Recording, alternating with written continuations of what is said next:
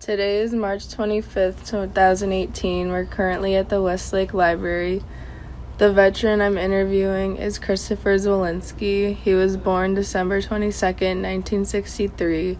My name's Emily Smith. I will be conducting the interview, and the war he fought in was the Persian Gulf War. Were you drafted or did you enlist in the war? I enlisted on September 15th, 2001. I was scheduled to go down there the 11th of September, but when I went down there to swear in, all the doors were locked because the towers had been struck by the two airplanes that I didn't know of. So when I was driving back home, I had second thoughts about enlisting. I thought, this is real. Mm-hmm. And I thought it was my duty and my calling to continue to swear in. So I went down 2 days later, and I swore in. Where were you living at the time? Cleveland, Ohio. Why did you join? My father was in the Navy, and his father was in the Army. So I wanted to follow and be the third generation in the military. Why did you pick the service branch you joined? Because my father was in the Navy. Do you recall your first days in service?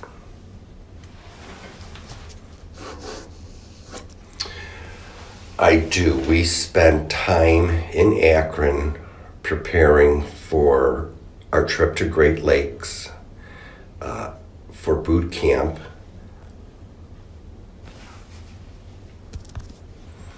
I remember it clearly because where I lived, I was able to take a bus and a rapid to the airport to get on the plane to travel to boot camp. Tell me about your boot camp training or experiences. In 2001, there was a big change on how this military was treated. They were no longer allowed to call the new service members names. They were not allowed to touch the service members.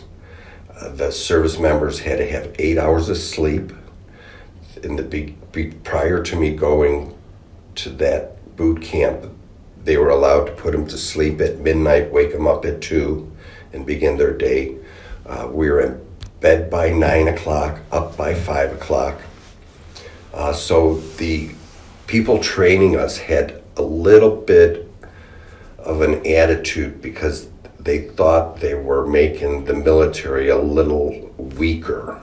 They're training their personnel to be a little weaker rather than the way they were taught.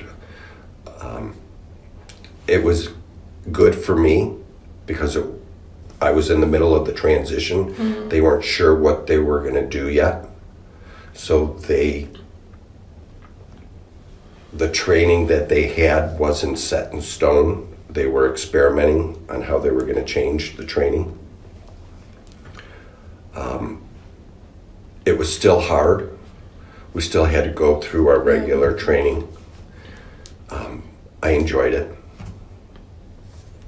Made it through. Glad I did it. At 37 years old, I was older. Wow. All right. Which wars did you serve in? I was in the Persian Gulf. The campaign war that I was in was Operation Iraqi Freedom and Operation Enduring Freedom. Okay. What was your job assignment? My job in the Navy as a CB, the CBs are the construction end of the Navy. I was a builder. Builders build vertical structures. I was assigned in Kuwait to be in charge of the weapons for our air debt. An air debt is a group of 145 to 170 soldiers. We had 145 soldiers, and my responsibility was to be responsible for all of their weapons. If they were ever shot and fired the weapons, I had to write documentation as to why. If they lost or somebody stole their weapons, it was my responsibility to fill out and follow up on the paperwork. I was a liaison between the Army. We were on an Army base, and it was my responsibility to make sure that all of the soldiers had proper legal identification cards to carry their specific weapons. And I was in charge to make sure that they had the proper training for their weapons. Okay. Do you remember arriving and what it was like? I remember arriving in Kuwait.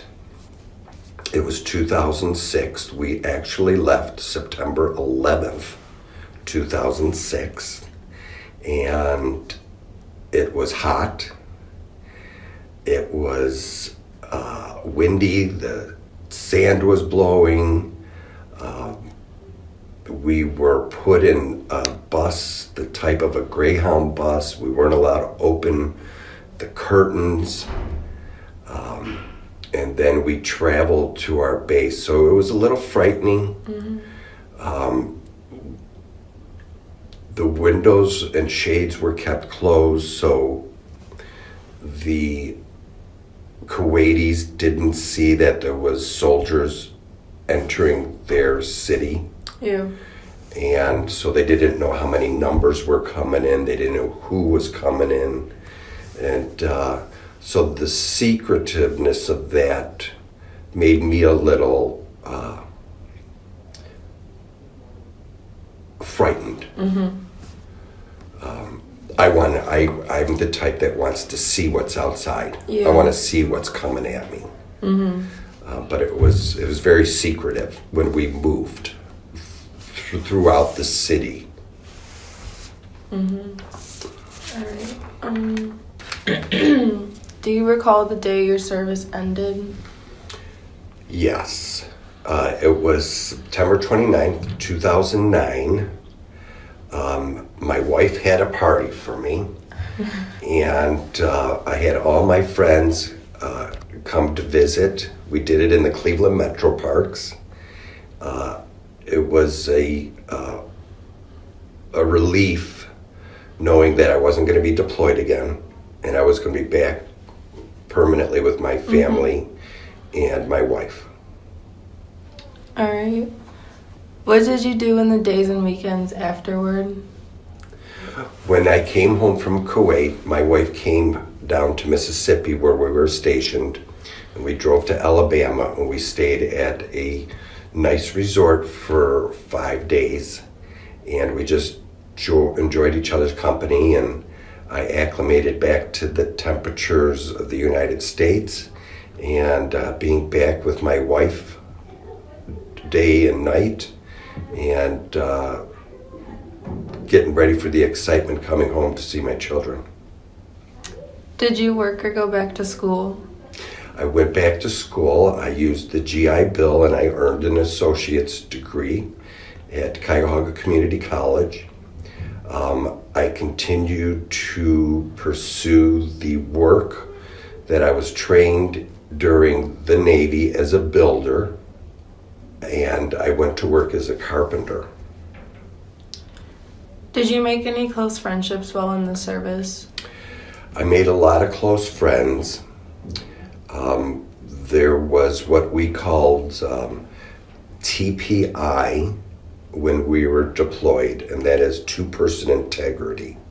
And everywhere we went, we had to have a buddy or somebody else with us. So we became very close because no matter what we did, we had to share, whether we were using the showers or we were going to eat or whatever we did, we had to have two-person integrity. So I became friends with a couple guys that lived in the local area that I still talk to today. And while I was deployed, I became friends with an Army chaplain who I went to visit a couple months after I came back from Kuwait in Orlando, Florida. I took my wife and we went to his house and we spent a few days. Did your military experience influence your thinking about war or about the military in general? It did. I felt as if we were a statistic, meaning that if we had 100,000 soldiers in Kuwait, that we were intimidating their country and they would have second thoughts about doing something irrational.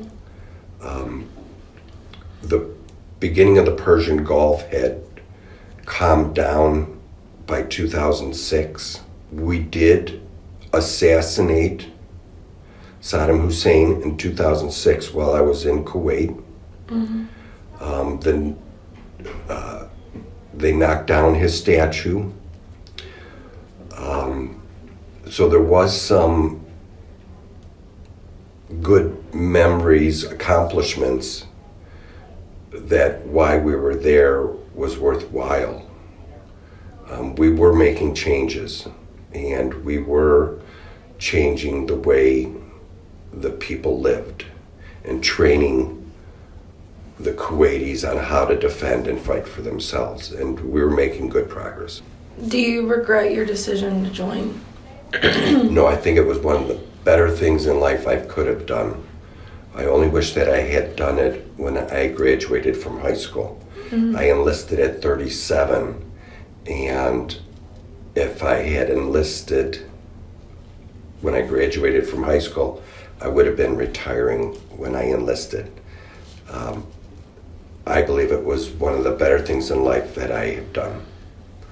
I feel very accomplished by doing and serving for our country for 8 years. Is there anything you would like to add that we have not covered in this interview? No, these were all very good questions, very informative. And I'm very grateful you had a chance to take the time and talk to me. Were there many casualties in your unit? In my unit, we did not have any casualties. At the camp I was stationed, we had a big hospital where troops were flown in every day, multiple times a day, to be seen at the hospital and then put through rehabilitation at that camp. So there was many injured soldiers that I saw going through rehabilitation before they went home or back out into combat, direct combat. How did you stay in touch with your family? There was a room where the soldiers could go and Skype with their families, so periodically I would Skype with my wife. I was able to record little CD discs and send them to my youngest child, or I could use the phone on occasion. Okay. Were you awarded any medals or citations? I was awarded a Navy Marine Achievement Citation for the number of weapons that exchanged through my hands, for my responsibility for the safety and for the accuracy. The award was awarded to me. What was the food like? The food was awful. They call them meals ready to eat, MREs. Some people liked them. Some people, like myself, did not care for them. A couple times a month, we would go to a cafeteria setting where we would have a buffet, which was better than the meals ready to eat. There was food provided 3 times a day for us. And we had plenty of water.